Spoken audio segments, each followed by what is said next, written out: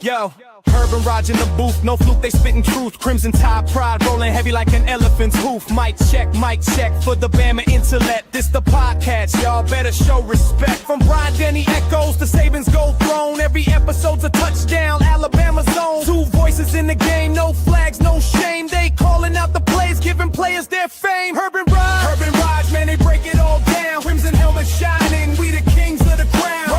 Roll Tide, every week they ride. HerbnRodg podcast, where the truth resides. HerbnRodg.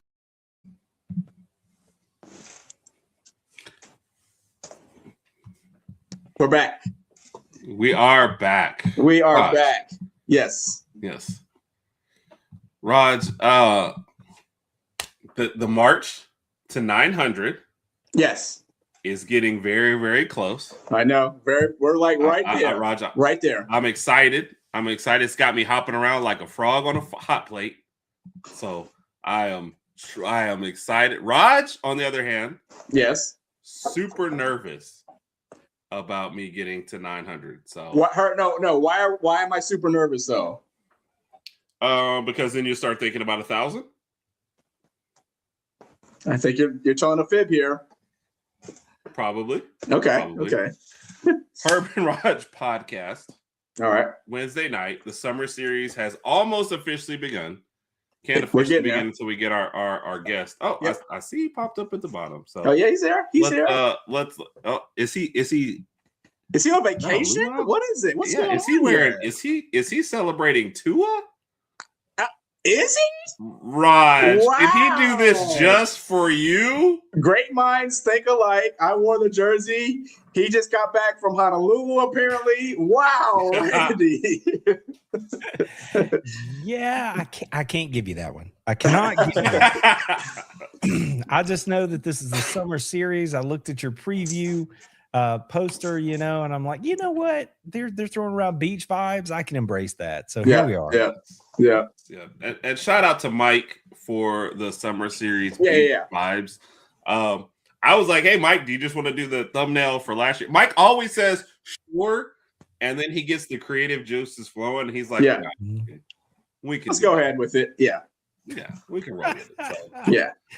Oh, that's good stuff. Randy, always good to see you, sir. Yes. Yes, it is, fellas. Yes, it is. Today's a long day. I got up early before the sun rose and been working all day. Already done one stream, and now I'm here with you guys. But see, there's not many. Whoa! Stuff happens before the sun rises. I'm unaware. there aren't many people that I'm going to stretch the day out like this for. So I'm happy to be here. We appreciate it. Well, you appreciate it. I always feel bad that it's a Wednesday, and I know you've got to do double duty, but it's always one of our favorite shows. So we absolutely appreciate it. So. Yeah, man. Let's do it. Timothy was in here early. I think he jumped in our stream when he should have been in your stream. He did. He said, I think I missed it.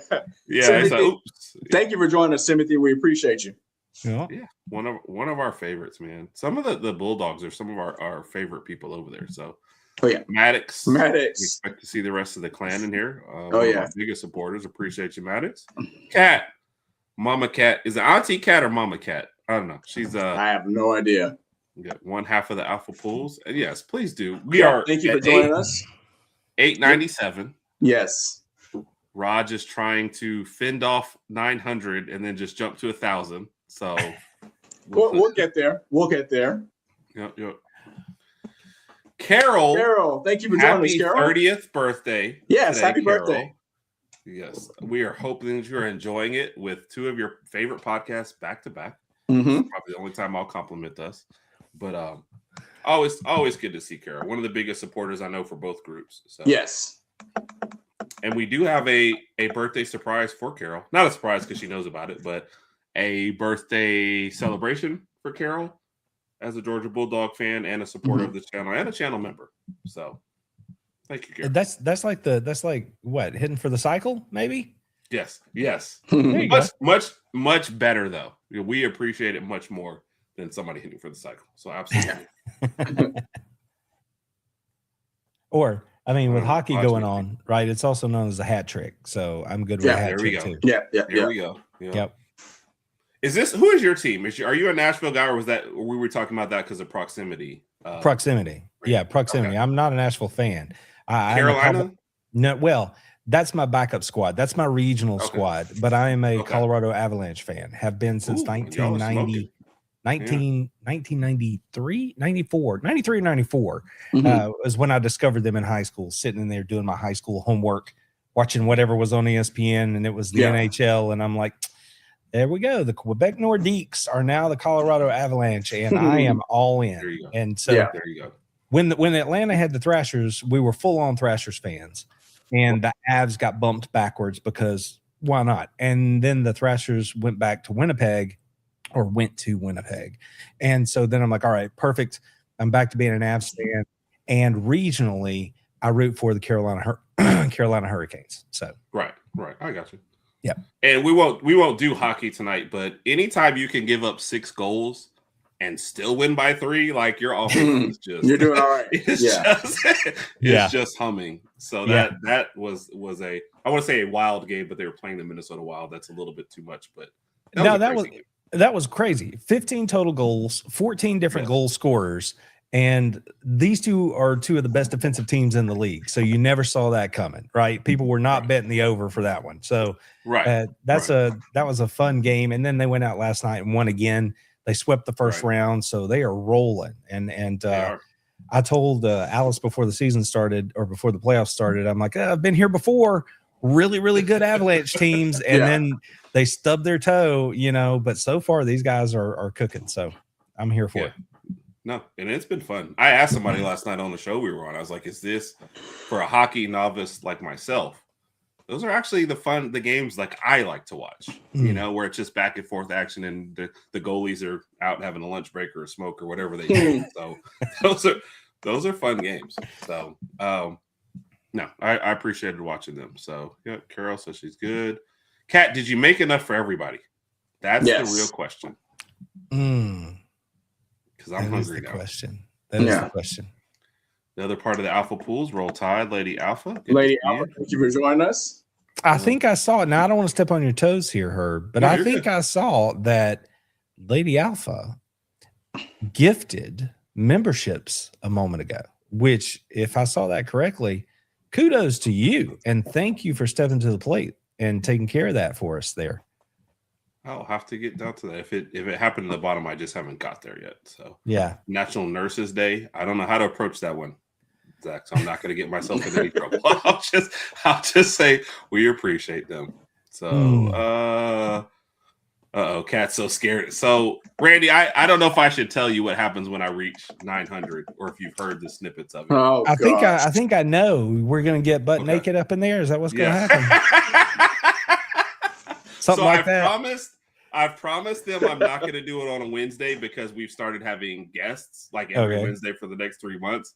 Yep. So Rodg is now scared for the Saturday show. Yeah. there goes. That's going to be scrapped eventually. But the thing is, see, the way I understand it, Rodg runs the Saturday show, so he controls. I do. If you're on the ones and twos, bro, you just be like, I'm pop him in the green room, just like boom. Yeah. Right. You handle that. So you know what the most interesting thing is? We're at 897. 898 now. We have a Saturday show this week. Rodg is missing the Saturday show. Yes. Oh, okay. Yes. So now I don't know. I don't know who might find their way over here tonight. But if it's a Bulldog that gets you to 900, then you might have to put a cherry on top of that Sunday somehow. I don't know what to suggest, but if it's a Bulldog that comes through and gets you there, then I'm just saying that'd be a nice tip of the cap.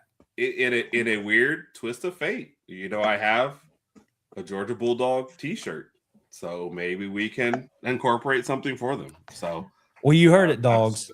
If you're not subscribed, jump on and get Herb to rock a little red and black. Yes. Oh, Rodg gosh. Said 898, so he's scared. I'm nervous now. He is so scared. Anything can happen within the next hour. Brian, Oklahoma fan, and OKC. Brian. A question on the side for you. I was on the show this morning, and I said, OKC looks like they're headed. Yeah. Yeah. Guest this morning picked the Thunder instead. Picked the Spurs instead. Are you scared of the Thunder, the Spurs at all? I just want to know. All right, let's get through here. Yeah, Bruce said, "What's up?" Yes, Bruce. And I'll say this, Randy. 3 years of the summer series, the Georgia Bulldog fans have clearly they showed out. They show out. I hate show out. Show up. They show up. Show up. Okay. Fair enough. But they're here. They're here and they're live every single time we do this. Oh, and see, check it out. I don't know if you're there yet. You'll get there in a second. But first off, shout out to all the dogs that are in here. But I just saw from Aloha, Hawaii, my guy Scuttlebutt is up in here. He makes it to our Sunday shows pretty regular. So I'm happy to see that he dropped in here on a Wednesday night all the way from Hawaii. Go Dogs. That's what I'm talking about. Good to see him. Love the support. Yeah. Lisa, another channel. Lisa, thank you for joining us. We appreciate you. No, for sure. Shout out to Randy. So it's always good to have him. Big Mike, I don't know if you saw it already. We did give you some praise earlier on. And then shout out to Big Mike. Lady Alpha. Alpha, thank you so much. Yeah. That's awesome. If y'all even just, I don't know if you follow her page, but the different things that she's going on life-wise, and the fact that she still stops and takes time out to show love to us is always appreciated. We appreciate especially you with everything that she's got going on and moving and everything. So, Lady Alpha, we always appreciate you. So, thank you.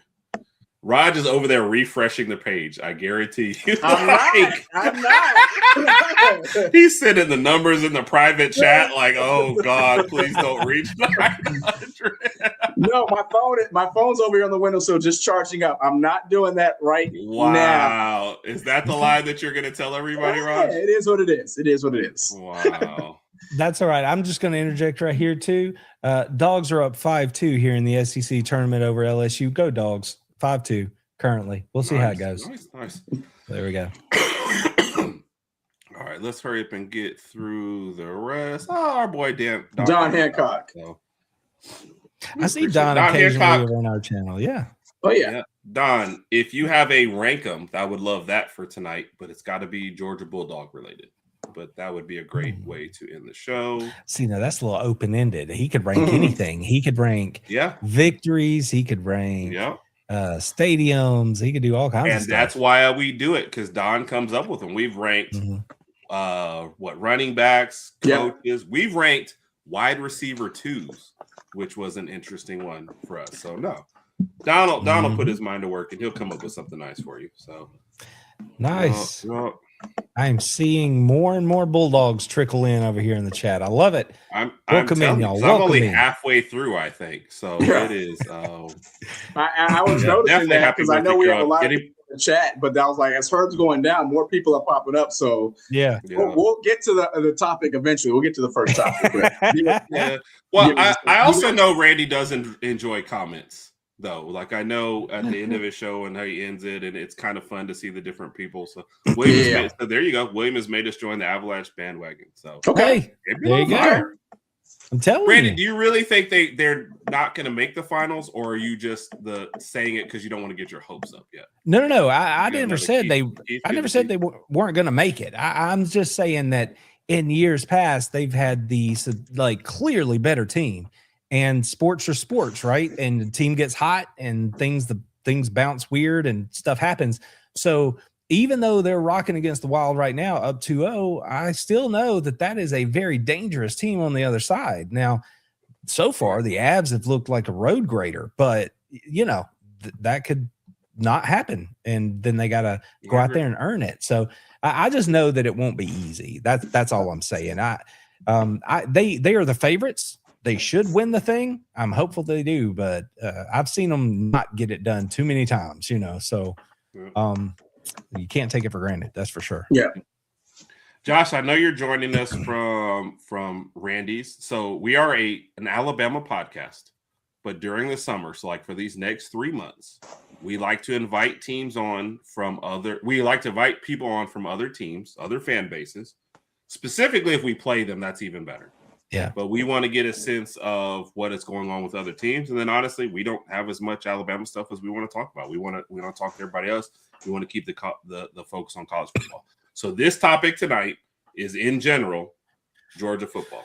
So if you have specific Georgia questions as relates to next year, that's great. We're going to go through a recap of last year. We're going to set the schedule, look at the schedule for next year. And I'll go ahead and get this one out the way because it's funny. We ask, hey, what's the coach's hot seat report for every team? It just seems ridiculous to ask it for Georgia. Yeah, come on. You know what I mean? Kirby could run naked at practice and they're not firing him. They're just like, what is the deal with you and running naked? You want to take your shirt off? Now Kirby's running naked. Like, what is the deal, man? I don't know. This is what happens when you're almost 50. Like your brain just goes in this direction. Okay. You wear a robe everywhere you go.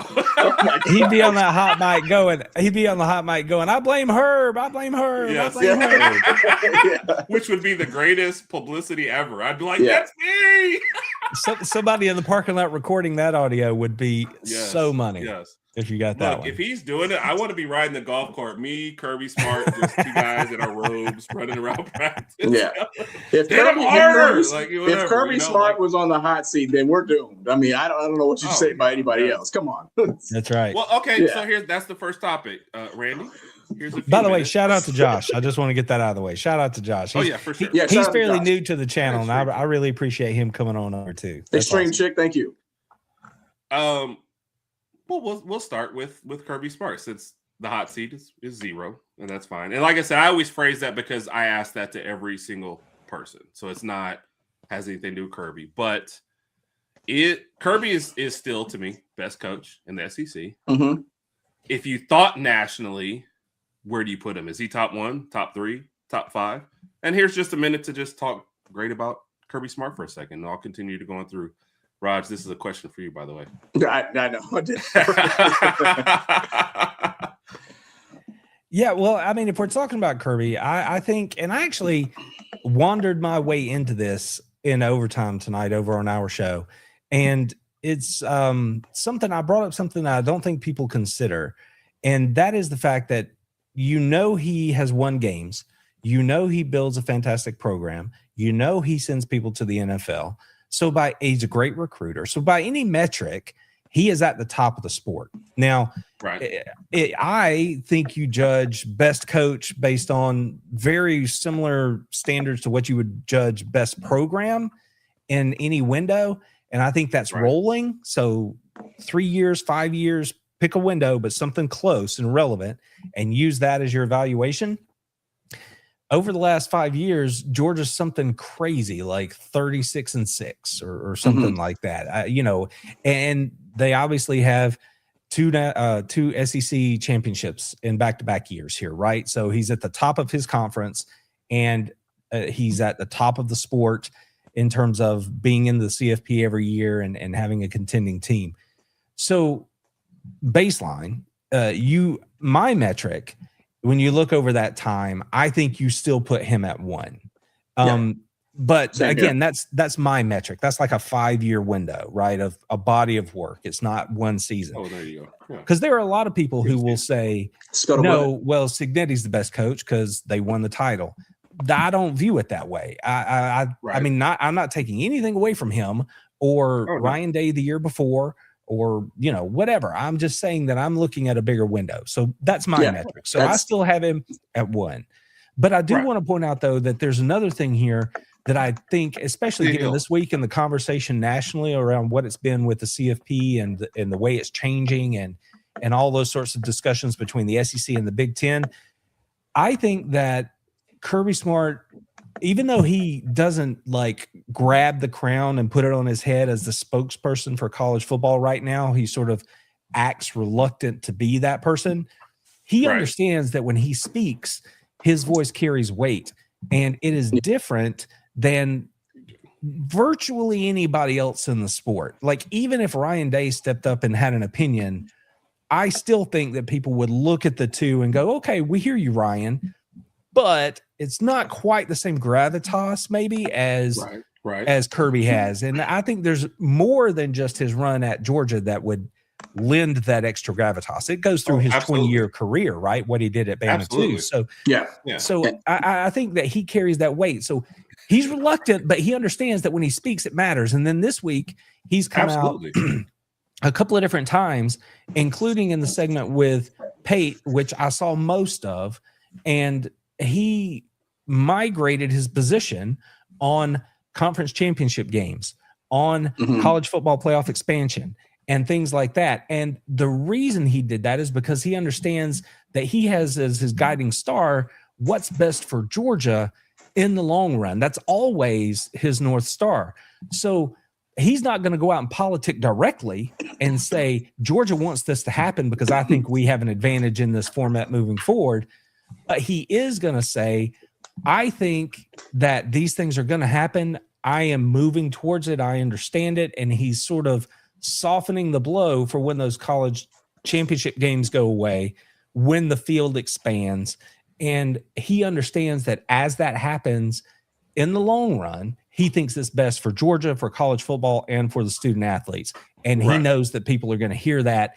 And they may not agree today, but they know that now he's on record as sort of changing the conversation from those older guys like me and him that valued the SEC championship game so much. He's like, we're going to have to start to move this ball forward. And I think he knows that. And I think as Georgia fans and college football fans, we need to understand that he should be appreciated for that as well. Even though he's not putting on the hat as commissioner of college football, he understands what he's saying and he knows what he's doing. And in his judgment, he thinks this is best. And I just don't think he gets enough credit right now as being somebody that has college football, like what's best for college football in his mind. I don't think he gets credit for that, but I think he does it. So I would have him. Similar to Saban, you never get credit when you're in the middle of it. People always think you have an agenda. And then they look back 5 years later and they're like, oh, that's what Kirby meant. Like, no, he was separating himself from coaching the sport and somebody who, thinks the best for the sport. And those are two different things. You can do both. So you did have some, here you go. I starred these so you made sure you could see the Kirby Smart comments from both sides. Nice. Thank you, Kat. That was a good one. And some Bulldogs. Yeah, for sure.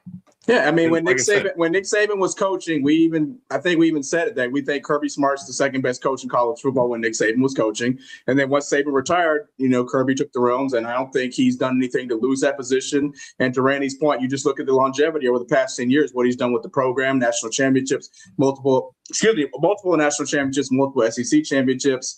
I'm not going to give you guys too much kudos, but you see what he's done with the program. put guys in the NFL. He's done everything you want a head coach to do for the program, not just for 1 or 2 years, but for the length of a program.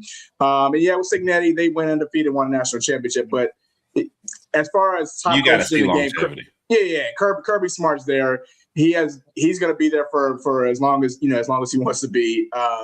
He's the best coach in college football right now. And me as a diehard Bama fan, I can admit that. I'm fine with that. Yeah. It was different. And I mentioned this on the show tonight. When he sat down with Pate, and again, I don't subscribe to Pate, but when Georgia's on there, I'm going to watch, right? Because that's my team. Right. So when he sat down, it was clear in that conversation that it was a different conversation for Kirby. Like, I've watched their talks in the past, and it's always been more like kind of lighthearted, kind of joking. But from the very beginning, Kirby was answering in a way that he helped Pate do a better job as an interviewer, because he sort of teed him up and invited him down certain roads so he would have an avenue to address these things. Yeah. And it landed different. This talk by him landed different. So I believe that was intentional, and I think he has a track record of that. So I think he knows where he's at in the sport. Fair enough. I agree. And so just so everybody's the watch is on, and Kat is also watching. So Come on now. We need to get Herb in red and black. Let's go. If it's a Bulldog, I don't know if you agreed to that, but I'm still pounding the table for it. Look, I'll just have to go back there and find it. So there's a specific question for you from Lisa. Okay. And Lisa will always ask tough questions. Since as to the health of an ability to compete with Big Ten. Well, I think I saw somebody address this in the front there. Texas or Texas Tech or Texas A&M or any of those schools. Coach, thank you.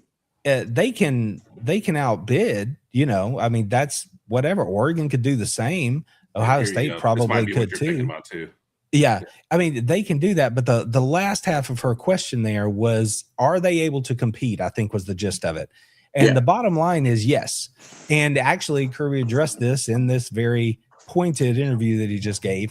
And he said, essentially what it comes down to is Georgia's never going to, like the news was last week maybe where it came out that Jared Curtis signed a $2 million deal at Vandy, right? $2 million is a true freshman who hasn't even been named the starter. Yep. Listen, I don't care what position you play. Georgia will not do that. They absolutely will not pay any freshman. I don't care if you're a quarterback or not, that kind of money. It's never going to happen.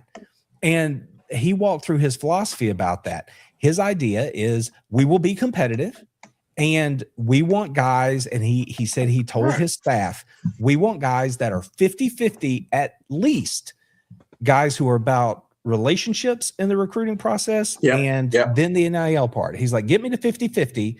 Let's recruit those guys. And if we can get better than that, even better, because we will be competitive for offers, understanding that as you progress through the program and prove your worth, you will be rewarded. The Georgia's top end guys that are starters at key positions are paid like the top end guys at their positions across the country, period. And it's part of that retention model, but they will not overpay up front based on expectations or recruiting site rankings. That will not happen. You got to prove your worth. Exactly. So are they competitive? Absolutely they are. Does it look different than Vanderbilt, who has to spend $2 million to go get those kind of players? Absolutely, it looks different. And to the Texas point, going into this year, I think you have to say that Texas is the favorite to win the conference based on available talent and returning skill. They still have questions that could be detrimental to that effort along the offensive line. But going into it, you got to say, okay, I think Texas is the favorite. Now we'll see if they can go win it. They couldn't do it 2 years ago. Last year, they don't even get to the game. So they were talented both of those years too. There's more to it than just talent. You got to coach them up. You got to have a certain identity about you to win when you're lined up across from a team that has that identity of, physical nature and I'm not going to quit and all the things that make any great team great. And you can't buy that. It's not something you can go get. I mean, you have to earn it. It has to be built in and you have to buy in. And we'll see if Texas can do that. But can they compete? Absolutely. Talent-wise, yes, they're going to have the roster. But we talked about this when the Cam Coleman thing, and then, some others right before the Cam Coleman. At some point, you have to think, what is better for my roster? Getting a wide receiver at $4 or $5 million, or filling out my entire offensive line with that same amount of money? And it's money well spent. And then you'll see videos of, the linemen you get. One of ours was, hey, I know I didn't win the highest rank, but I'm going to work hard. Like, those are the guys that you I like those guys. Yeah. And let's be clear. This is no shade towards Cam Coleman, who I think was an amazing wide receiver and underutilized at Auburn. And I think he will do great things. But at some point, you cannot get in a bidding war with people for his services. Kudos to him for going to a team and getting money and having an excellent chance, if you look at the prognosticators, Roger liked that word, for the title, right? So it's not like he just straight sold out. Hey, he went to a team that's got a lot of talent. I give him credit. But for teams in our where we're at, build out your roster. So for that, go ahead, Raj. So based on what you guys both said about Texas, which I agree with as well, do you think it would be a disappointment to the season if they didn't win the national championship? I'm gonna take it that far. I would say at most they need to at least make the conference championship game and then make the playoff. But if Texas does not win the national championship, would that be a disappointment to the season? So before I answer, are you asking me as a Georgia fan or what I think Texas fans expect? As an SEC college football fan, okay, just in general. So I'm gonna give you the specific while Ronnie's thinking about it. I'm gonna say to the outside world, and I think to Texas fans, you need to be in that championship game. You're not getting closer, it feels like, but you're spending more and more on the roster. Yeah. And clearly, when it comes to the SEC, the people spending the most seems to be like Texas A&M, and then whatever team Lane Kiffin is on. Yeah. But you're not getting closer. And you got manhandled, 2 years ago by the same team that's like almost spending half your money. Yeah. And last year you weren't in the conversation at all.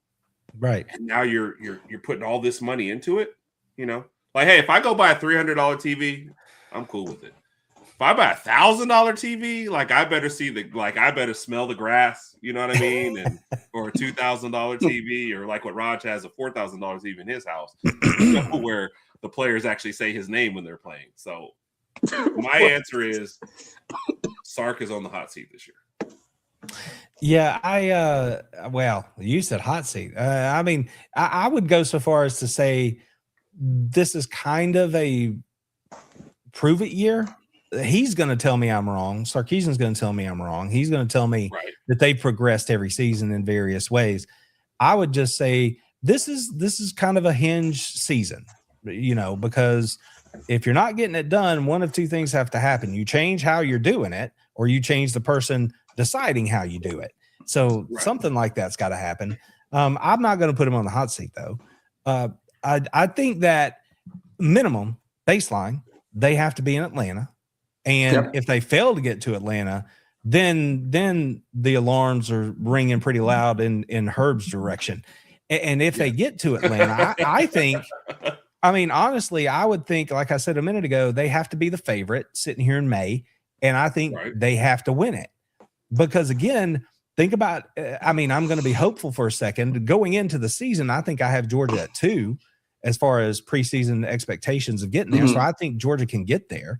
And if they go and lose to Georgia again, now you've lost 1, 2, 3, 4 times, twice in the SEC championship game to the same team. And it's because of how you play the game that would cause some issues, I think, in Texas land. So I think they have to go. They need to win it. And in terms of the college football playoff, it's harder to win a national championship right now than it's ever been. And so that's because of talent disbursement. That's because of the number of games, the fact that you could just get somebody hurt, all that. So I wouldn't say they have to go win the national title, but I know their fans would be like, no, we need to be playing for it. I think that's where Texas fans are. As a college football, as an SEC fan, I think they got to win the SEC. Yeah. And eventually, I think Texas fans, if Texas fans haven't already reached that concept, they're probably under the mentality this is pretty much as close as we're going to get. This year, Archer's gone. Cam Coleman's going to be gone after this year. We're going to have to revamp probably offensive line and maybe some players on defense. So if we don't make it this year, then what do we do? And then they start asking, and again, if they already haven't, is Sark the guy for the job? That's a whole nother question that they're going to have to face eventually.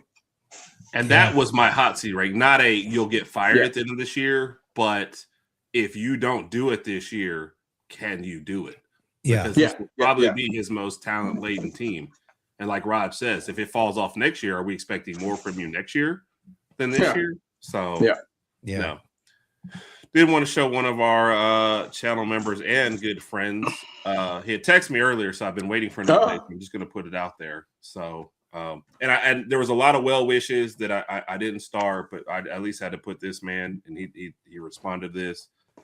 Bro, I'll be calling you later, if not tonight, tomorrow. But glad that you're okay. Alex, we're glad you're okay, man. So my guy Timothy was asking how to subscribe to the channel. So let me say this. Right below the video there, you should see an option to subscribe, Timothy, if you haven't already, which I'm actually surprised if you haven't already. And is he on your stream, though, instead of ours? That's why. Oh, I don't know. Yeah, Timothy, if you're on my stream, you got to jump over to their page, but you'll see the button to subscribe right below the video. If that's what I thought he was at, I thought he was already subbed to our channel, but I could be mistaken. Whatever, Timothy, we appreciate your support regardless. So thank you, Timothy. Oh wait, I missed a question in here. No, you didn't miss anything. Just leave your shirt on. Mm-hmm. Yep. I'm Okay, curious who it no, was. maybe That's I'll what I want ask to the know. question. Yeah, I want to. What's up, Henry? Henry Dion, what's up? Here's a good question for you, and I'll start looking through to see what else I meant. So, oh, good question. Okay, what will the biggest factor be in determining whether they can return to the college football playoff this season? Okay, so I am going to just sound too confident here and tell you that I think that they get to Atlanta. I think that, whatever the result is there, I think they're into the college football playoff. So I already think they're in. I think they can get there. So now, with that said, the key to how that happens, and I actually talked about this tonight on my stream, which the video will be coming out later this week, detailing it. But there's all the conception seems to be the easy answer is Gunner's just got to be better. If Gunner's better, everything else will take care of itself. Right. And that's just too simple an answer, because that young man's carrying a lot of weight on his shoulders inside the program. And I think that Gunner's going to be Gunner. He's going to progress and he's going to be better. But I don't think that's the determining factor, because he won it last year. And if he's as good or better, right, then that would make you think, okay, Georgia's going to be in pretty good shape. So she listed offensive line and defensive growth there. So between those two, they are replacing the offensive line. But here's the thing about that. They had 15 different guys rolling through there in spring with 3 full alignments of different dudes at different positions. So depth is clearly not an issue along the offensive line. They just got to figure out which 5 are the best. So I feel pretty confident about that. So I would move on to the defense and say that if they can figure out how to get more pressure, which was the other key point coming off of the 25 season, on the quarterback, and then successfully get him on the ground, that's going to make a huge difference in the overall outlook for the Georgia defense this year. And again, if you're breezing by the channel, you'll see I've addressed a bunch of different reasons why I think that's going to happen. So I would put it on the defense, and specifically on their ability to get to the quarterback more often. But that doesn't mean, in my mind, it doesn't mean you have to have a higher sack total. I think they will, but I don't think you have to. I just think that if they can do what they need to do to affect the quarterback, that defense will benefit because of what they have in the back end, at linebacker and in the secondary, that is going to make Georgia that much better defensively. So I think that's the key. Does that defense grow up? Because they're certainly talented enough. They have some experience. A lot of them are back in year 2. And if they can figure out that 1 or 2 key pieces right there, that's going to be a group that's going to be pretty nasty, I think. Yeah. It's interesting whenever you say stuff like that about the defense, because I just feel like you could get, 3 6th graders and, a kid on a bicycle who's never played football. And I like Kirby would make it into a great defense. Yeah. We had that thought, what was it, 2 years ago, where he's like, Herb, the offense is going to be better than the defense. Yeah. Defense have to catch up. And it's like the exact opposite. Whatever you throw on the field, Kirby will make it. Kirby's got the defense. Yeah. So it's I like the first point about it. Wherever Stetson Gunner carries. Sorry, I just went through a Stetson Bennett post. Yeah. Wherever Gunner carries them, I think will raise the ceiling. Yeah. But the floor is always high because the defense is going to keep them in every game. Facts. Yeah, and it's again, we're talking about polishing here, because that defense last year was a quality defense against the run. They had made a really nice improvement over the year before. They had gotten back into the realm that Georgia's expected to be, 70, 80 yards rushing a game, something like that. And I think they can be better there this year. On top of that, I think they'll be at least as good or better against the run this year at the end of the year when we look at it. And I think that they have the ability to potentially take away half the field in the defensive secondary. So if you get those if they can figure out that second safety and just who works best at safety and star there, that second safety in that star position, I think they're going to really just be something that's tough to handle, something that's tough to deal with for that. Because the linebackers, again, if the pieces come together the way I think they will, that allows you more options to be more creative in how you get after the passer. And they have bodies that will allow them to have those options. So again, if they just continue to improve as the season goes and settle into their roles and figure out who does what best, I really think that you're going to see them be a little bit more impactful and havoc making on the defensive side of the ball, which obviously the way Georgia plays, very complementary style, goes hand in hand with what the offense can then do, because you turn around and you can dictate to the opposing defense, right? You can run the football, you can play action, you can use those tight ends, take the shots when you want to, that sort of thing. So I am feeling pretty confident about it. And I see Coach Hayes is in here. I hadn't actually said hello to him. So welcome in, Coach. It's good to see you jumping in here. Yes. Good evening, Coach. A couple, and he's been commenting. I posted a couple things up. I had to post this one real quick.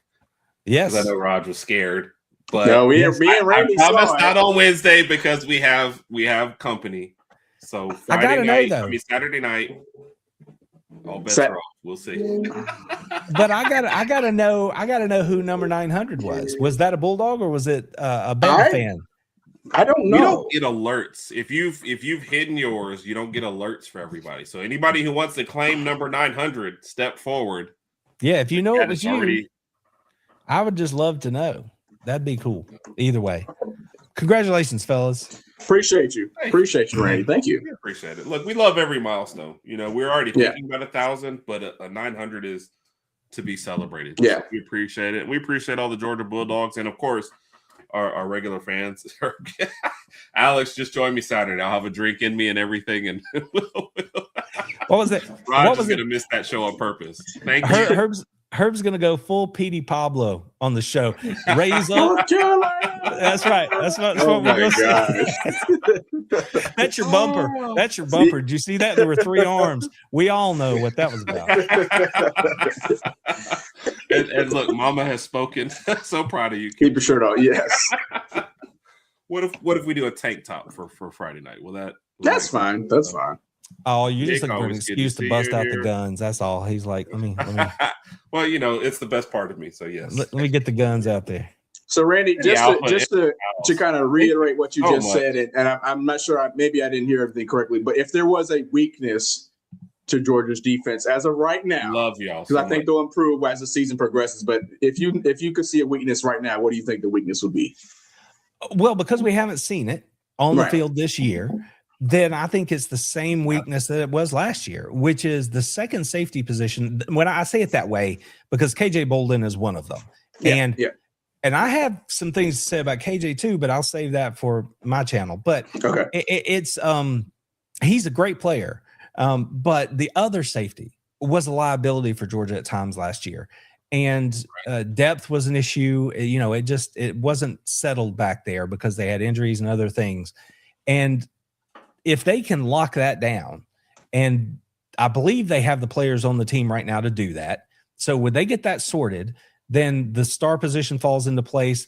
And in the 4 positions back there, I think there's probably 6, maybe 7 guys that you would feel comfortable playing back there.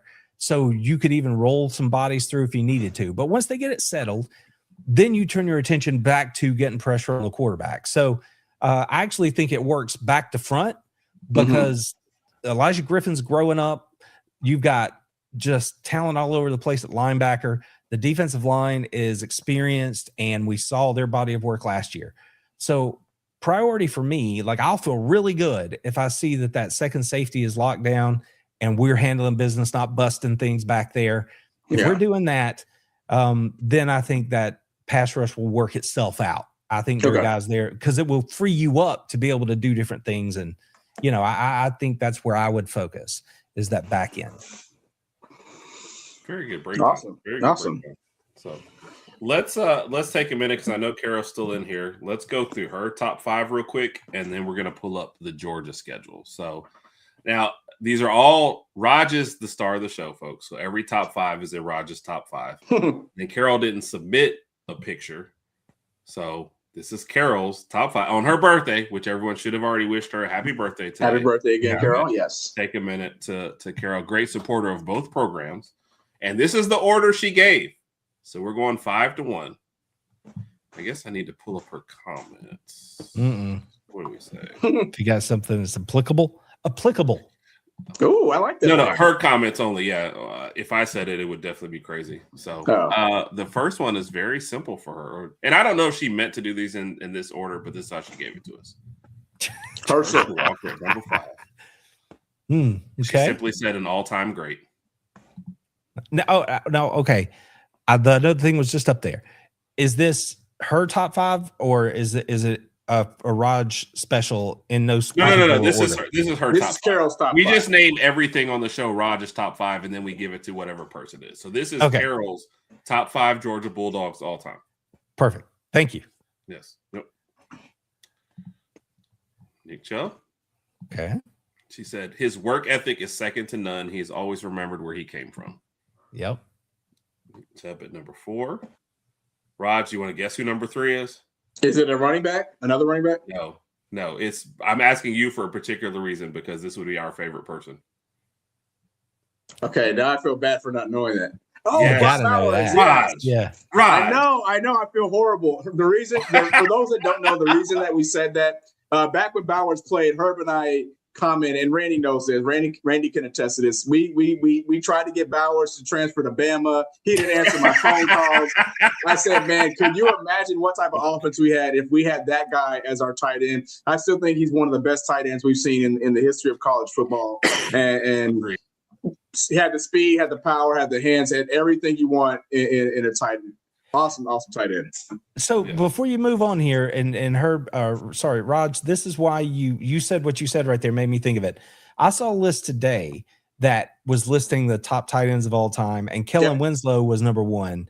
And somebody made the comment that no one should be above 19 because he's the only 2-time Mackey Award winner. I will give you that you could argue how much of a game changer Kellen Winslow was, but for you guys, because you're talking about this, how would you see it? Do you think that just winning that award puts you at 1, or do you think there's room for negotiation? Because I think there probably is room for argument there, even though Bowers is the only guy who can claim that. I think there's room for negotiation. I think some of the reason that I think Kellen Winslow gets a lot of the love, and he was a great tight end, but keep in mind, he was on that 2001 Miami team that was, some people debate as one of the best college football teams in the history of the game or whatever. He was on that team as well. No. That's junior. They're talking about senior. Oh, senior. My bad. I'm talking about junior. My bad. My bad.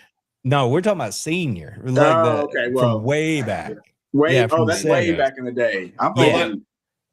Well, let me give you the unfair. People tend, and people being me, you're going to go with people that you personally want and observe. And what have I said a million times to you, Randy? That Auburn game, because you just posted highlights from it, right? Yeah. Where you tagged us in it? Yeah. Will always solidify him as one of my, like a guy who they basically like, all right, we're going to triple team him. All right, we're going to look around. All right, you know what? Never mind. Just throw it to him anyway. Like that was the moment. And I was like, they just said, forget it. We're still going to Brock. So no disrespect. And we had this discussion on an Alabama podcast. We got in trouble for discounting people that came before. Yeah. I'm always going to go with people that I got to personally watch and observe. Yeah, that's no how disrespect to the other, but I watched him. Right. The original Kellen Winslow, that was late 70s. So I really can't, comment to him. I could go on, Google and look up his stats and everything. But I remember vividly watching Brock Bowers in action in several of his games. And that's why I highlight him so much. Yeah. Right. No, y'all know I love Brock. So, but it's just one of those things that it's always an interesting discussion, right? Because you've got the guy who has the hardware, but then you've got the OGs and people are like, but he really did change the position, that kind of talk. So I get it. I was just curious. Oh, yeah. I'm glad you clarified that, too, because I was thinking Kellen Winslow Jr. I was like, he's good. He's on that team. But I'm glad you clarified that because Rodg was not feeling that one. No. So. Yeah. Jordan Davis. Trying to give the lineman some love. Oh, yeah. All right, so who's number? And I messed up my numbers when I was running. I was about to say, Matt Staff. Okay. He's her favorite. There we go. Yep. That's number 1. So great list. Yeah. Yeah. Randy, do you think Matt Stafford is the best QB to come out of Georgia? Well, I gotta say, what are you talking about, Rodg? Just as far as playing, not as far as personal accolades, not as far as national championships, just best overall QB from that position to come out of Georgia. We'll say over past. Well, Stafford was since 2000. But see, I can't separate the two. Quarterbacks are team leaders. They're generals of the field. You know what I mean? So the results matter. So like Aaron Murray's in that conversation. Eric Zier's in that conversation. You've got obviously Matthew Stafford, and then you've got Stetson Bennett who did what he did. Right. And I mean, so if you're asking me who is the best, I say the same thing about Matt Stafford today that I said before he ever threw his first touchdown pass at Georgia, which is this kid's a first-round draft pick, big barrel-chested dude, probably going to go win NFL MVP and maybe a Super Bowl or two. I said that before he did anything at Georgia. I would say that about him now. So he's a great player, a fantastic quarterback, prototypical. Is he the best Georgia quarterback? I mean, he didn't win anything at Georgia. Yeah. He had a couple of rivalry games that make for great highlights and memories. And I think he beat Alabama at Alabama. I mean, he did some things, but I couldn't say that he is the best. I mean, again, it's how do you want to argue it? Because Aaron Murray, he's the record setter. Eric Zier was the guy who changed the position at Georgia. I mean, we didn't even mention a guy like Shockley who won an SEC title, right? And David Green who won an SEC title. So I think my money has to be the best quarterback at Georgia has to be Stetson Bennett. Now, is he the best NFL player? No. Is he guy? That's a different argument. Yeah, that's true. And but I do think those arguments end up spilling over in people's minds. I think when we think of a lot of our players, we have trouble separating the college from the pro. And I not that was this part of this argument, but we are getting towards the top of the hour, so let's start. Happy birthday to Carol. Yes, happy birthday. Yeah, I just can't separate the two. That's what it comes down to. I mean, if you want to know who the best draft choice is, it's clearly Matt. Absolutely. Yeah. Fair enough. Fair enough. But Yeah. And no, J-Bag, we got it. Yes. Especially for this era of football, Brock Bowers is an excellent tight end. So. Bruce liked your list. Good ranking, Carol. So, Randy, it's going to be way too early for this. You got to start looking at the schedule. We will not hold you to any of this until your August show where you actually go through the schedule. Yeah. But you're early. Oh, my God, Herb made me do this. Yeah. What is your first thought of the schedule and your first record prediction? They're going 12-0. They're going to beat everybody. Rodg, you sound like a Georgia Bulldog fan. We know.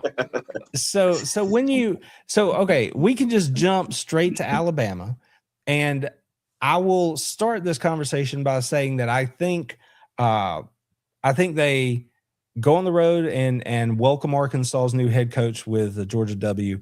I think Oklahoma comes. That'll be a really cool environment. I think Georgia wins between the hedges. Vanderbilt, hopefully it's Jared Curtis, will get a lesson that day. That's in the choices he made, and I think Georgia wins that one. I have a feeling that's going to be an ugly game for Curtis. Yeah, it's going to be bad. And then Georgia's on the road at Alabama. I honestly think that I have to say that game's a toss-up. But if you're going to make me pick it, then I think that this version of Georgia is better than this version of Alabama. So I'm going to pick Georgia there. Right. And Auburn's at home, so give me Georgia. Florida's got a new head coach, and they're going to be all fired up. Give me Georgia. Auburn has a new coach. Florida has a new coach. Yeah. And then there's the game at Ole Miss, and that one's it's just dangerous. Because it's just dangerous. Y'all know 2 years ago I told you that's the game Georgia was going to lose, and they did. Right. This is dangerous because I mean, I don't know what they're going to be exactly, but I know that they can bite you. And so I'm not clear on that one. I think Georgia beats Missouri. South Carolina will be a rock fight. I think Georgia wins, and Georgia Tech will be a rock fight. And I think Georgia wins. So I would put Georgia at 11-1. And if I had to pick today, I would probably say it would be Ole Miss or the Alabama game. Like I said, is a toss-up because of where it is. So I think it's one of those two, but I think Georgia goes 11-1, and I think they beat Alabama. I would love to say confidently that they beat Ole Miss. I think that they do, but I just know that that's been tough for Kirby for some reason. He hasn't done tremendously against Ole Miss. That's a nice breakdown. And I don't think Randy was fiddle farting around at all. He just kind of went straight through the schedule and just kind of gave it to us straightforward. That's fair enough. I think the game in Alabama and Tuscaloosa is always going to be a toss-up. The ones I always look at are Alabama and at Ole Miss. Those are the ones that I just have big question marks by. And as the season progresses, and we see everybody play, well, my mind might change about those games. But overall, no, just looking at the schedule, man, I'm excited about college football. I am too. I am too. I'm so excited about college football that I will forgive that superfluous mention there in your rundown of the season. So thank you. And I forgot Steele. I started, but I can't find it. But Steele and I, because Steele's in Nashville, and he just posted. Actually, it's okay. Flooding. Ooh. Yeah, Steele and I got to get together after the Bama Georgia game. Loser buys the drinks. So okay. We're already looking together to the meeting. I hope that Steele is buying though. So it's flooding up where he's at already. It's weather out there. South Carolina's an interesting one. I mean, they returned a lot, but I don't know. It didn't work last year. I think people spoke highly about South Carolina last year, and they didn't kind of meet up to those expectations last year. So I'm going to take Georgia in that game. But given where it's at in the season and the fact that it's at South Carolina, like I said, I won't be shocked at all if they go in there and it's not pretty. But I think Georgia gets it at the end or in the end. Yeah. Agreed. Yeah. It's like I want to pick y'all to go 11-1 and 10-2, but I wouldn't know where those two are one game. Yeah. It's hard, man. And 10-2 is still going to get you in the playoffs anyway. So he's got faith in Sellers. So I sold my faith in Sellers. Yeah. Yeah.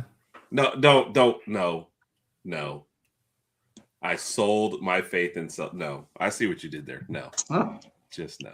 Pretty clever. And I don't know if she posted this because she was about to leave, because I was going to save it for the end. What's that? But great wit, yes. Oh, thank you, Randy Alpha. We appreciate you. Yeah, so thanks. We always love this, and we always love having on great guests. So I talk so much; it's hard to get through the rundown, though.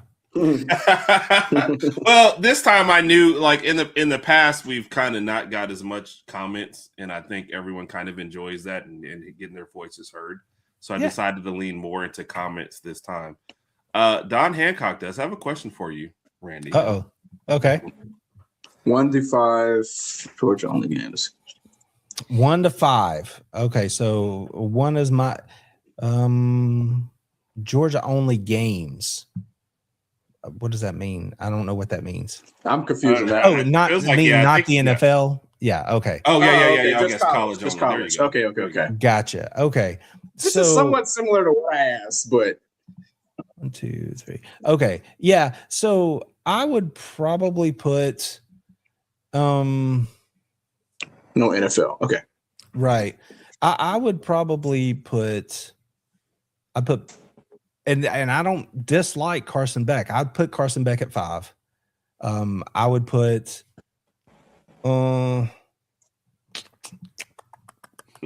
I would probably put Stafford at 4.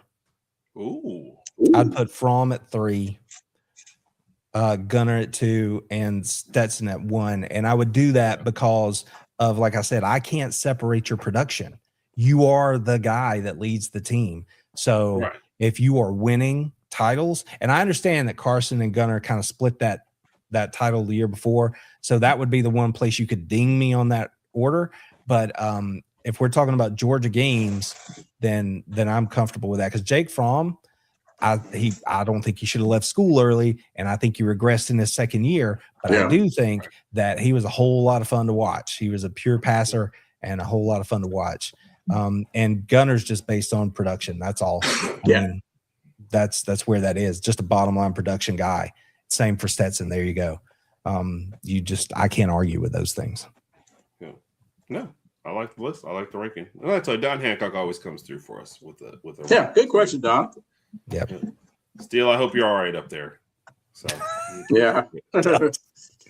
Stay safe. Yeah. And Carol was already ahead of you on that one. So. Yeah.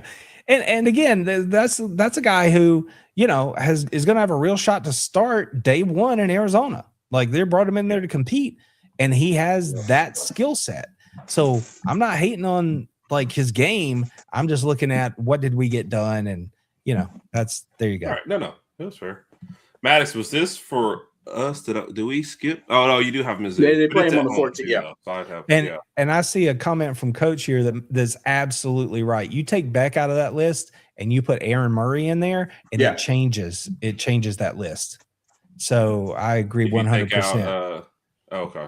If you take out Beck and you put Aaron Murray in that list, fair enough. It changes it a lot in my view. You know, the way I might put them. So that's fine. We can hold on to that one. He said, your thoughts on Missouri?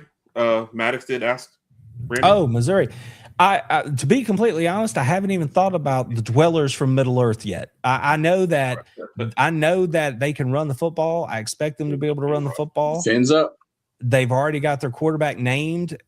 So if they can get any kind of defensive effort similar to what they got last year, then I expect them to be in there. And they are very quietly, like, the surface of the water is very smooth, but underneath they have a current at Missouri that has been productive for Drink. And they are very incrementally getting better and building that program. And at some point, they're going to get a win that everybody's going to take notice of. And I don't know if that's this year, because I just don't know if they're complete enough to do that.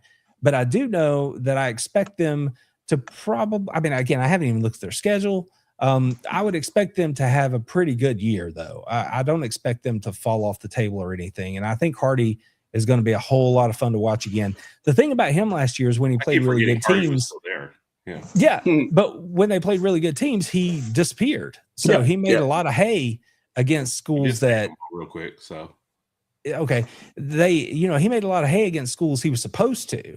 If he can do better, and I don't know that he can, because that offensive line has a lot to do with that too. So, but I do think they'll have a good year. But I wouldn't put them as a contender. I'm looking at Oklahoma, Texas, Ole Miss, Texas A&M, Georgia. Like, that's 5. That's brutal. Yeah, right there. So that's tough. I don't think they're better than any of those teams already. So yeah, that's tough. 8-4 is probably fair. Yeah. I mean, I would think so too. You've got questions left, and we'll get your final thoughts on Georgia, and we'll go ahead and get out of here. Okay. Because I've got an early morning coming up. So which one do we want to do first? Steele wants specifically for you, main keys again to beat Ole Miss. Oh, me. See, this it's tough this early too, because you really don't know the makeup of that team yet, yeah, right, right. I know this, and Kirby alluded to this in his paid interview.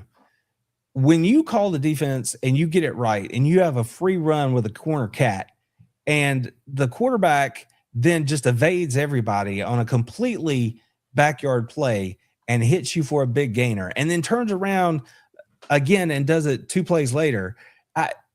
That's something you can't quantify. So when I talk about how can Georgia be better and get after the passer, if you flush that kid, he can beat you running it and throwing it. So it's imperative that Georgia is able to handle their business on the back end. Yeah. So that if he is running around back there, you're not getting scorched because of a broken play. So the key, obviously, is you got to wrangle that dude. And he's still going to make plays. But you just got to hope that he doesn't make so many that at critical moments, right, which is what happened in the Sugar Bowl. I think that defensively, they're going to be pretty good. I don't think they're going to be what they were 2 years ago. I think that's a bit of a work in progress there. And the key, I think, is that run game that I think is going to be good for Georgia. They got to be able to utilize that on the road. And you got to have a solid defensive performance where you're not giving up layups on busted plays to Chambliss. If they can do that, control the run game, therefore control the tempo of the game, right? Run the football yourself. And then also not give up the easy layups. I think they can win at Ole Miss. I just know that it's really tricky. Yeah. Yeah. I agree. Fair enough. So, I think Don has 3.5. So how many coaches are getting fired from the SEC this year? After this season? 3.5. How many new ones are there? Aren't there like 6? There's 6 new ones? I'm going to take the under just because of how many guys are first in there. So I'm thinking Auburn, Florida, Kentucky, they're all new. LSU's technically new. LSU, I forgot about that one. Ole Miss is technically new. Yeah, Ole Miss. You're not firing either one of those two after this year. DeBoer and Kirby will be there. Right. Beamer is the guy, and everybody else. Like I said, Sarge hot seat, but I don't think he gets fired after this year unless they'd have to go 6-6 or something crazy. I mean, Mississippi State still be there. He'll be there. I was going to say it would be harsh if you fired Levy, given what he was trying to do. No, I think Levy. So I think Beamer's probably the best candidate. I would take the under 2. I'll take the under 2. Yeah. Yeah. I think him and you have a lot of people that have uncomfortable conversations on terrible years. Yeah. But nobody's getting knocked out. So. Yeah. Let's see. Yep. And thank you again. We Coach, appreciate that. We appreciate you, man. Thank you so much. Yeah. And I think she gave 2 of them today, so it definitely deserves one. We'll have to revisit that question about 3-4 years from now. We'll see what's going on there. Once again, thank you to Lady Alpha for that. Yes, thank you so much. We greatly appreciate it. All right. The way too early. You've already predicted the record, so I'm assuming you're going to say SEC championship. Where does Georgia football end up end of the year? Okay. Well, are we counting the CFP in the year, or are we counting the chip? Because you pointed out everything. Yes. Okay. Okay. I can't see a world where you don't say, "Hey, we're winning the SEC championship." Like I would be almost disappointed if you didn't say yes. I think we're going to win the SEC championship. Well, okay. Georgia versus, or how about this? Who are y'all playing in the SEC championship game? Well, I mentioned earlier, I expect Texas to be favored. I expect Texas to be there, and I have Georgia as the second best team to get there. So I would put Georgia and Texas in the game.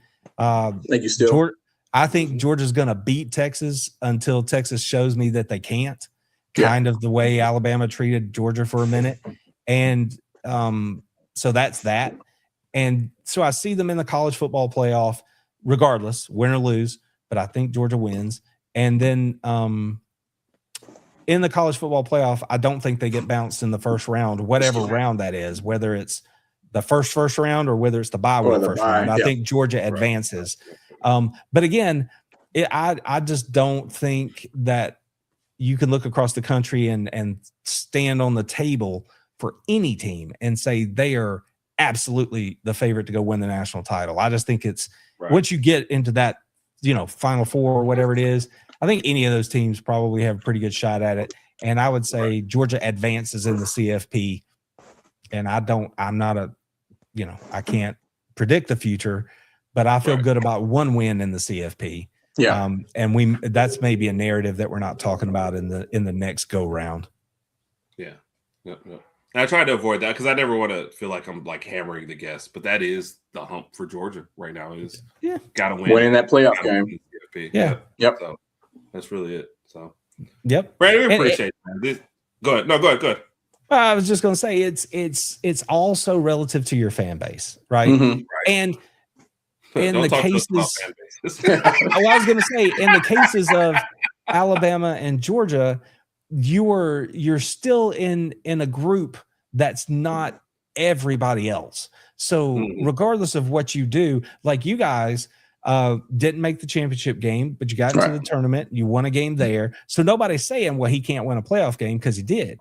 But they could say, if you're an Alabama person, well, he didn't win the conference. And then you get into that whole that doesn't matter thing. So Georgia, because of what the success that they've had, the thing that you can throw a rock at is that they haven't won a national title in 3 seasons, and they haven't won a playoff game in 3 seasons. So that's where you can throw a rock. Like I said, depending on the fan bases, you can throw a rock at whatever you want. And it's on one hand, it's frustrating, right? And I know y'all feel it too, because you're like, but we're not a bad program. Right. You know what I mean? it's relative. And then on the other hand, you're like, and that's fair. It's fair to say that other teams have bested us. I stopped short of putting it on the program. I'm like, again, when you get into the college football playoff, it's about matchups. It's about players and making plays. And against Notre Dame, Georgia was out coached. And against Ole Miss, Georgia was outplayed, because it's like Kirby said, if you get a defensive touchdown, if you convert on a fake punt, you're not supposed to lose. Odds are astronomically stacked in your favor if you do those things. And it took a player or two at a critical moment to make that happen, but it still happened, So the sky's not falling. Right. But you do have to acknowledge that that's where you can throw a rock for sure. Absolutely. Yeah. We get it.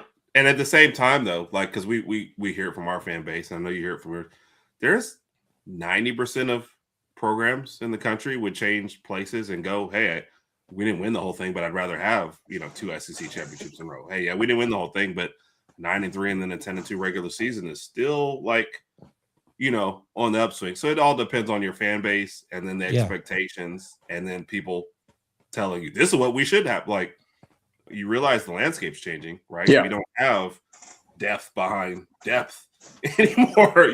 When that starter goes out, here's some kid that just got here yesterday and all of a sudden he's playing. You know what I mean? So. And to that point specifically, I think, and I'm just going to say it here for the record, because I've said it in other places and I'm going to continue to say it, that SEC fans in particular are you need to belly up and take your shot of reality for what's coming here in the fall.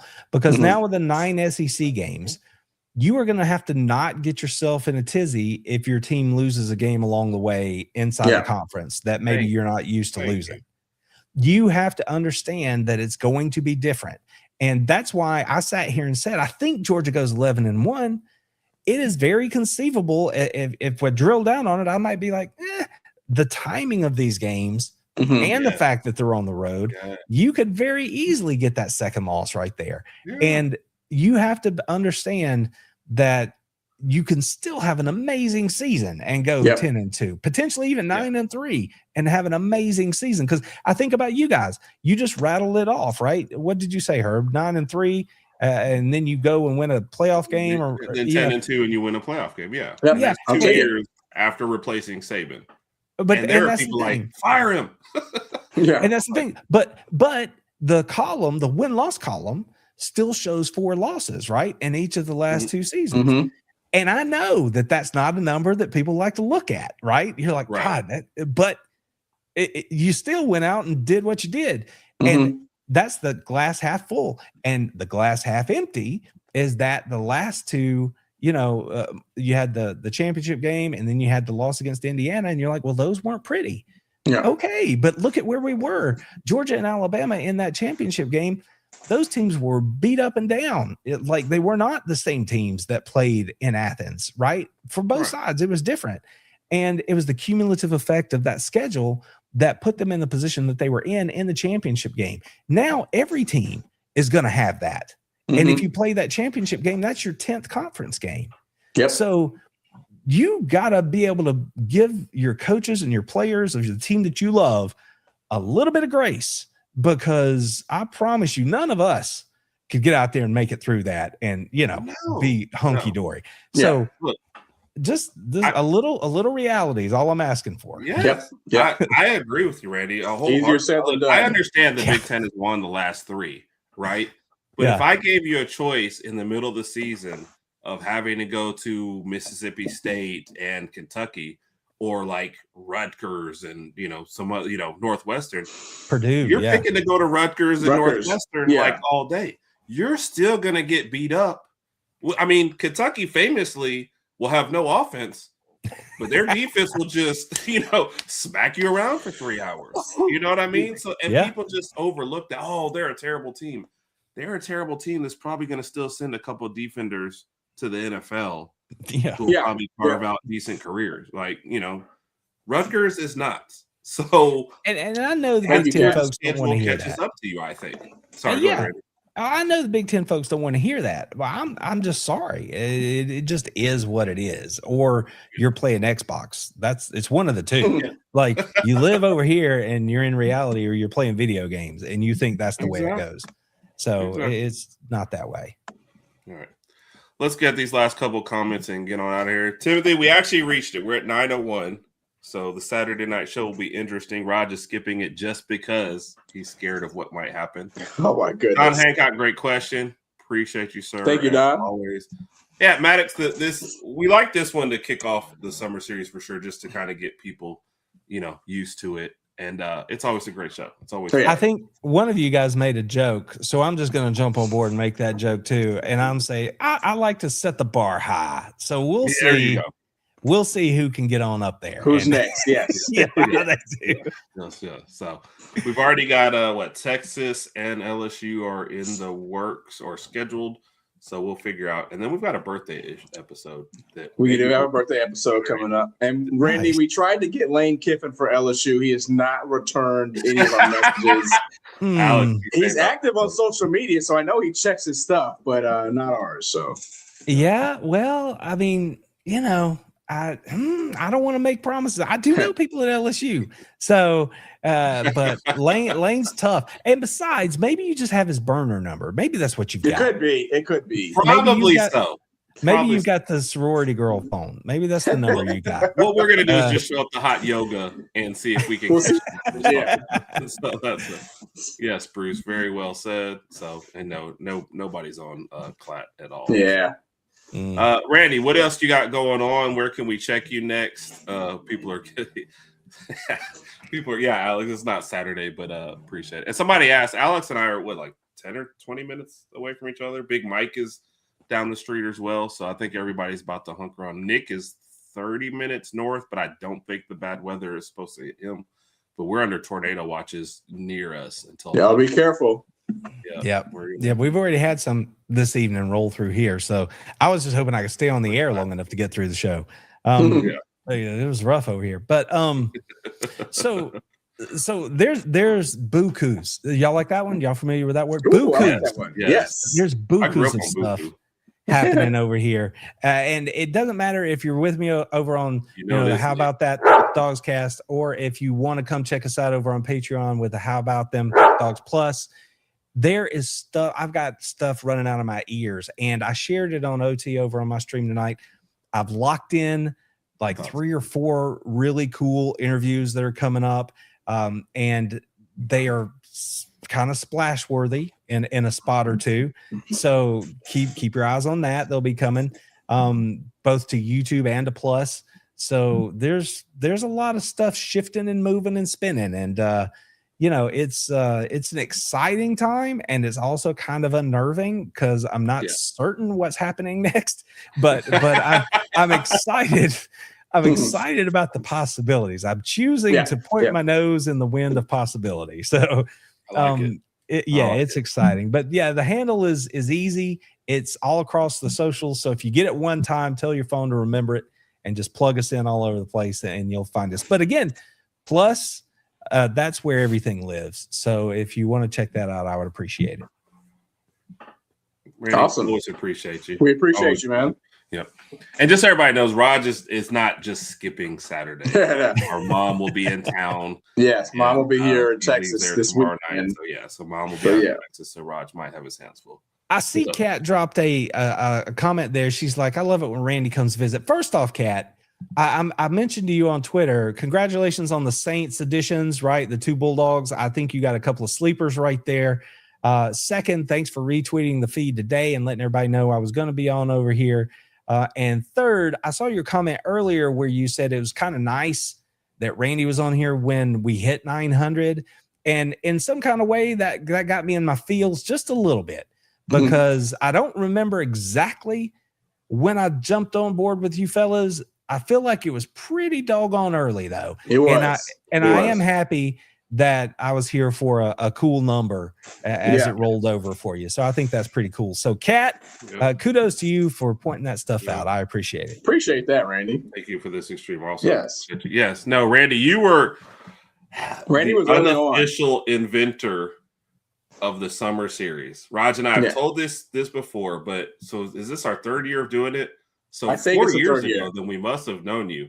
We did NBA stuff at this time. We tried to make a whole show. We were just talking about anything. Yes. And Randy, you never specifically said, "Hey guys, don't do that." But what you said was, "Guys, it would be best. Find your niche. Find your niche. What you like to talk about, and go with that." Yeah. And Raj and I talked, and we were like, "Look, college football with some college basketball.